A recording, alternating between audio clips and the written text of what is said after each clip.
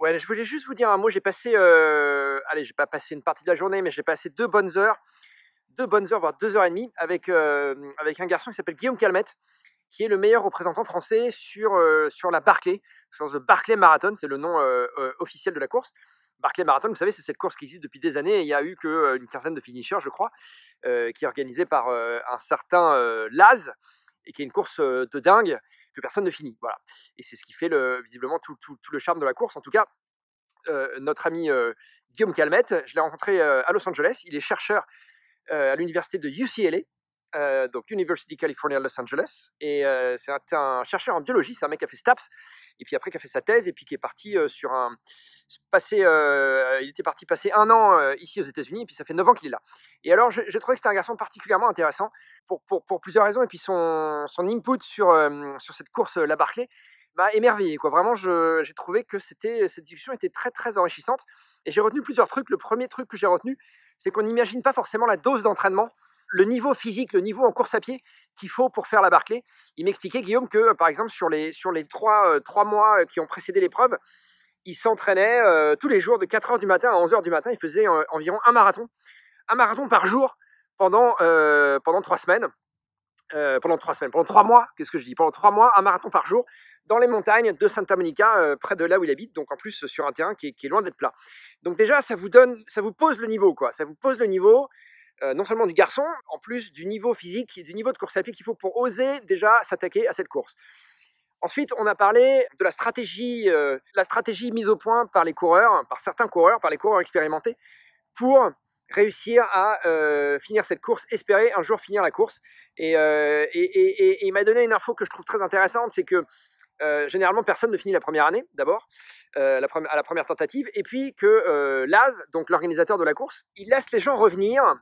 Pourquoi? Parce qu'il sait très bien que s'il accueille chaque année que des débutants, voilà, non seulement il n'aura pas de finisher, mais ça, à la limite, c'est son but, mais en plus, ça va un peu tourner en rond, parce que personne ne finira jamais. Voilà. Et ce qui est intéressant, évidemment, c'est que quand même, de temps en temps, il y a des gens qui finissent, et donc ça laisse un peu espoir aux autres. Donc régulièrement, Guillaume expliquait que voilà, Laz laisse rentrer des coureurs expérimentés qui sont déjà venus 1 fois, 2 fois, parfois 3 fois sur la Barclay. C'est le cas de mon ami Benoît Laval, qui en est à sa 4e tentative. Alors il se trouve que cette année ça n'a pas très bien fonctionné pour lui, mais il en est à sa 4e tentative, Benoît Laval.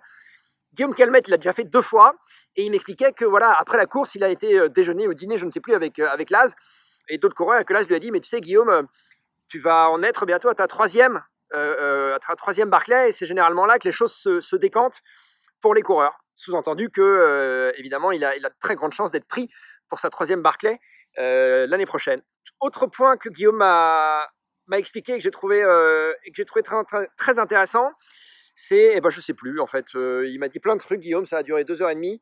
Oui, non, voilà, ce que j'ai trouvé intéressant, c'est que, oui, c'est par rapport à Guillaume, mais c'est par rapport à la course. C'est que Guillaume m'a sans cesse répété, enfin, à plusieurs reprises, il y a eu le mot problème dans le discours de Guillaume, et Guillaume me disait, voilà, moi, ce qui m'intéresse, c'est de résoudre les problèmes.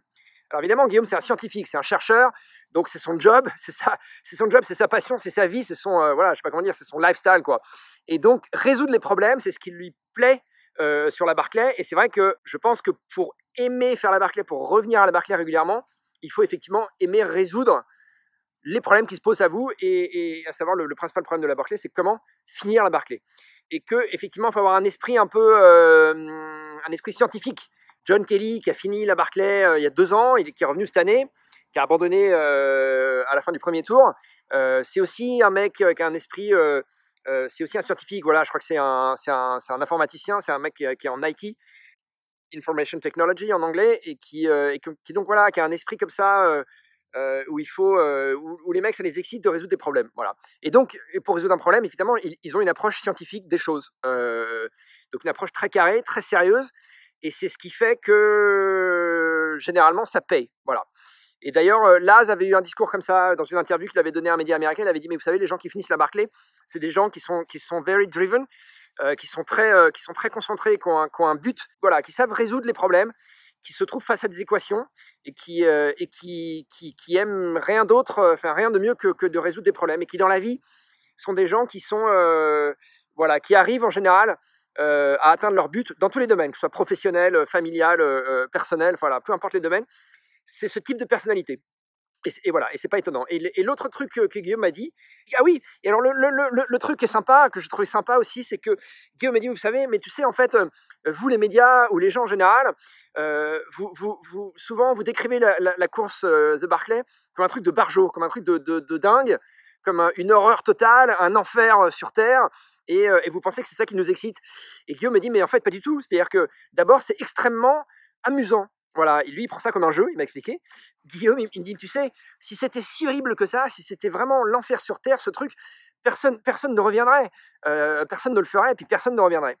Et donc, il me dit, en fait, on n'imagine pas à quel point c'est ludique, la Barclay. Quand on est embarqué dans la Barclay, finalement, les kilomètres passent, on s'en rend pas trop compte. Il me dit, alors il est gentil, hein, c'est sûr que à chaque tour, il faut faire 12 heures, à 12 heures de course, plus 12 heures de course, plus 12 heures de course. Les kilomètres, ils passent, c'est sûr, et il faut pouvoir les enquiller. Donc, il faut déjà avoir la santé, puis mentalement, il faut avoir envie de s'enquiller toutes ces heures de crapahutage, parce qu'il m'a aussi expliqué un truc, c'est que c'est du crapahutage, c'est pas vraiment de la course à pied, c'est de la course à obstacles, quoi, il m'a dit. Et donc, il me dit, voilà, c'est extrêmement ludique, et c'est ce qui nous plaît les uns les autres dans la Barclay, c'est-à-dire qu'on ne pense pas forcément aux kilomètres qui passent, on pense plus aux livres qu'il faut trouver, aux pages qu'il faut arracher avec son numéro de dossard. Il me dit, et c'est ça qui nous drive, c'est ça qui nous motive pendant toute la course, plus que effectivement de courir en non-stop, ce qui est en soi pas très rigolo. Donc voilà, ça c'était marrant. Et puis l'autre truc, le dernier truc, et puis après j'arrête là, je me rends compte que je suis bavard, c'est qu'il me dit, mais tu sais, la Barclay, c'est pas une épreuve de course à pied en fait, c'est une aventure. Il me dit, voilà, il faut passer au milieu des troncs d'arbres, enfin il faut enjamber les troncs d'arbres, passer sous les pierres, sous les troncs d'arbres. Il me dit, c'est jonché d'obstacles, quoi, c'est un parcours qui est jonché d'obstacles. Il me dit, les sentiers de trail, tels qu'on les définit, c'est-à-dire que des sentiers qui ont été faits pour la randonnée, pour la course à pied, il me dit, mais c'est 15%, ou c'est 35%, pardon, c'est 35% du parcours, ce qui est très peu, voilà, c'est très peu.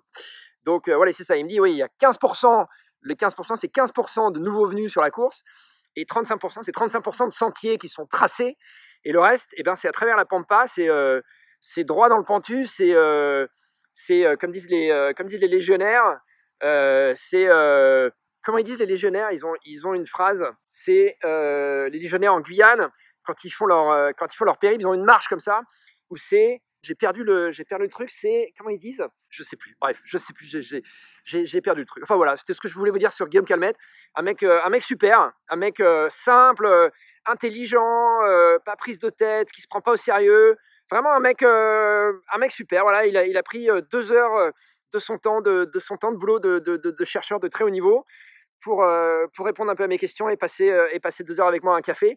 Un mec en or, je lui souhaite d'aller loin non seulement dans sa carrière évidemment, mais dans le running, de réussir à faire ce qu'il fait, à faire ce qu'il veut, parce qu'il le mérite. C'était vraiment une belle rencontre, quoi. Voilà, c'est un mec super, Guillaume Calmette, un mec super. Voilà, allez, salut. Non, j'ai retrouvé, voilà, ce que disent les légionnaires, c'est azimut brutal. Azimut brutal, c'est-à-dire que peu importe l'azimut que te donne ta boussole, même s'il y a un tronc d'arbre, il faut passer au milieu presque, quoi. Voilà, même s'il y a je sais pas moi, des ronces, une rivière à traverser, des cailloux où il faut escalader, un tronc d'arbre qui est au milieu de la piste, il faut passer en dessous ou au-dessus, il faut escalader. Tu t'en fous, tu vas tout droit, c'est azimut brutal, c'est brutal, tu réfléchis pas. Et visiblement, je pense que je vais intituler mon article, je vais utiliser cette expression dans mon article à un moment donné, parce que c'est exactement ce que décrivait Guillaume, quoi. Il me dit, tu sais, c'est pas de la course à pied, c'est de la course aventure, c'est de la course à obstacles, et je trouve que voilà, la terminologie, l'expression azimut brutal, je pense que ça correspond bien à la Barclay. Allez, ciao.